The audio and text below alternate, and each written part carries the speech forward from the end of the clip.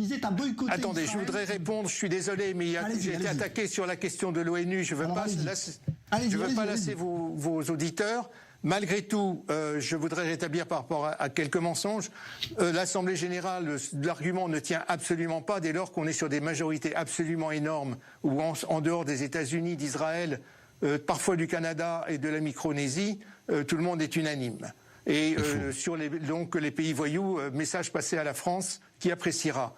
En ce qui concerne le Conseil de sécurité, 2 exemples, et je m'arrêterai là. Les résolutions sur Jérusalem de 1988 qui ont été piétinées par Israël sans arrêt, qui maintenant sont piétinées par un membre du Conseil de sécurité qui sont les États-Unis, de Trump.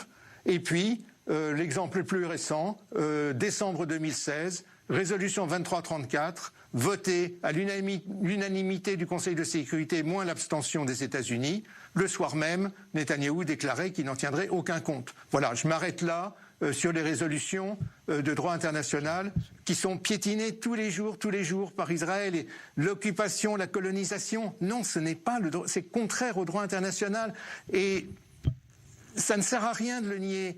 Il faut que les Israéliens s'en rendent compte, et ce n'est qu'à partir de ce moment-là que les choses pourront changer. Donc c'est dangereux de continuer à affirmer cela et d'enfermer finalement les Israéliens dans une croyance qu'ils ont toujours raison. Mais non, Israël est contre le droit international aujourd'hui, dans toutes les enceintes du droit international. Donc arrêtons, s'il vous plaît.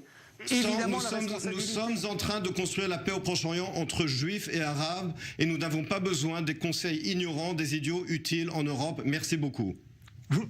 Mais je voudrais que vous nous disiez, Bertrand Lebrun, si vous ne pensez pas que cette stratégie de boycott... Je vous ai pas insulté.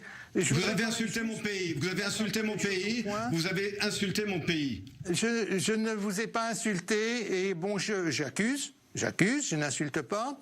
Et je voudrais juste remettre les choses au point quand vous parlez des idiots européens qui ne comprennent rien à la situation. Vous savez, on est très modeste. On ne va pas parler à la place des Palestiniens. Mais l'accord Israël, Émirats, Bahreïn et le soi-disant plan de paix de Trump, tous les Palestiniens le rejettent. Il ne s'agit pas d'un parti, il ne s'agit pas d'un dirigeant. Il s'agit de l'ensemble de la société palestinienne, depuis ses dirigeants jusqu'à l'ensemble de ses composantes politiques, de sa société civile. Dieu merci, très vivante, et de toute sa population. Donc là, il y a unanimité des Palestiniens. Donc voilà, je ne vais pas me substituer à eux, je traduis ce qu'ils disent tous, depuis les politiques jusqu'à la société civile, et dans tous les partis. Et donc là, ne me dites pas que c'est un point de vue hors sol.